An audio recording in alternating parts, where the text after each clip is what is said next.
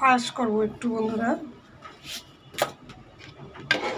মা খেতে চাইলো, মার জন্য বসাই দিলাম। প্রায় হয়ে গেছে, অর্ধেকটা সময় দিয়ে দিলাম চিনি। গরম মশলা দেওয়া হয়ে গেছে। এটা গরুর দুধের পায়েস।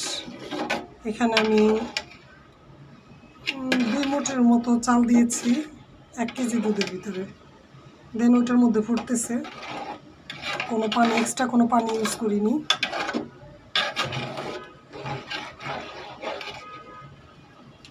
চিনি দিয়ে ফোটার পর আর একটু জাল দিয়ে আমি নামাবো। প্রায় হয়ে গেছে বন্ধুরা, দেখছেন ঘন হয়ে গেছে। নামানোর পর হয়তো আর একটু ঘন হয়ে যাবে। আমি এখন কিশমিশগুলো